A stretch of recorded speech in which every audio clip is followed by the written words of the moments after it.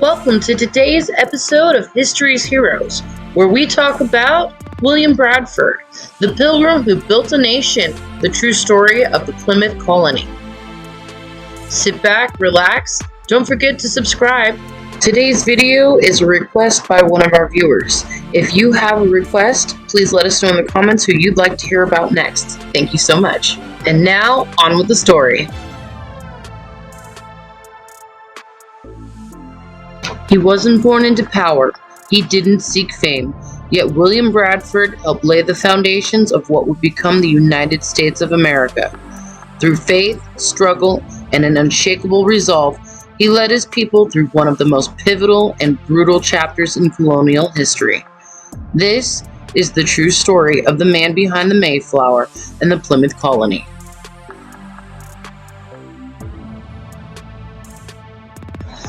Chapter 1. Humble Beginnings. William Bradford was born in 1590 in a village of Austerfield, Yorkshire, England. He lost both of his parents at a young age and was raised by uncles who expected him to work on the farm. But William had something different stirring inside of him, a hunger for faith, for learning, and for truth.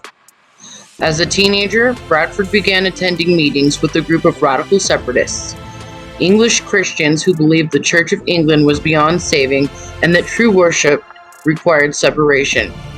This belief was illegal and dangerous. These underground meetings led him to the mentorship of William Brewster, another future Mayflower leader. Bradford soon joined the group of separatists determined to flee the persecution and find religious freedom. Chapter 2. Flight and Faith. In 1608, at just 18 years old, William Bradford escaped England with the separatists. Their destination, the Netherlands, a more tolerant land where they could worship freely. For over a decade, they lived in Leiden, working humble jobs and raising families in a foreign land. But life was hard. The Dutch culture was liberal and foreign. The English children were slowly losing their heritage. So the separatist community made a bold decision. They would leave again, and this time, they would leave for the New World.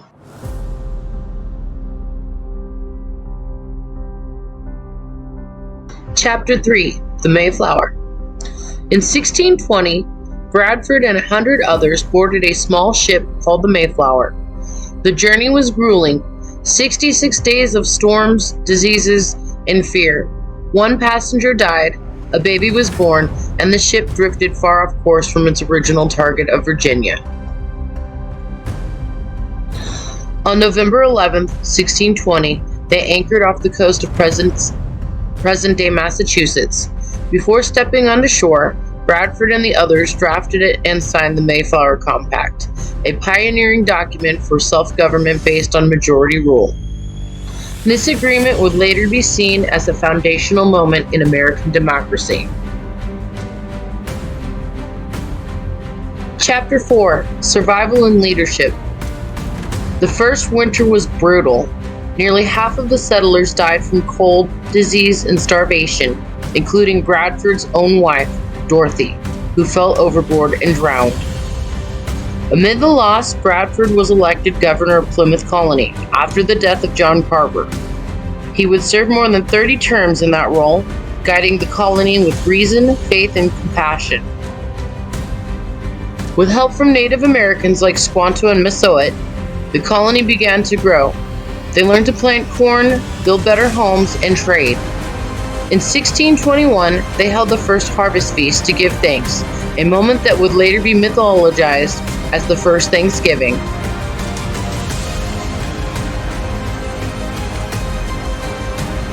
Chapter 5 of Plymouth Plantation. While leading, Bradford also chronicled the colony's experiences in his now famous work titled Plymouth Plantation. It offers one of the most detailed and heartfelt accounts of early colonial life, the Mayflower's journey, and their covenant with God. His words are simple but powerful. Thus, out of small beginnings, great things have been produced. This book was lost for over a century, then rediscovered in the 1800s and held a national treasure. Chapter 6: Legacy and Final Years. William Bradford governed Plymouth through famine, war, treaties, and peace.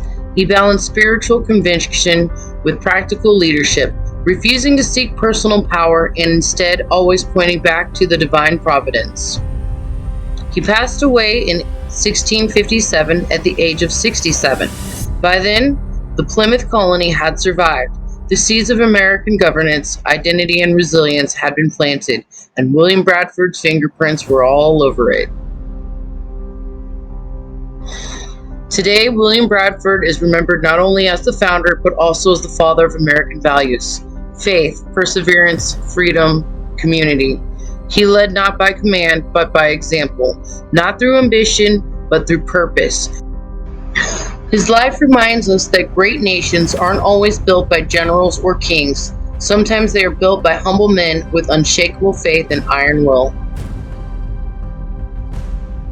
If this story moved you, please like, subscribe, and share this video to keep the legacy of early American heroes like William Bradford alive. Drop a comment below. What would you have done in 1620? And don't forget to check back for more videos. And thank you again for watching the third episode of History's Heroes. Have a great day, and we'll see you next time. Thank you.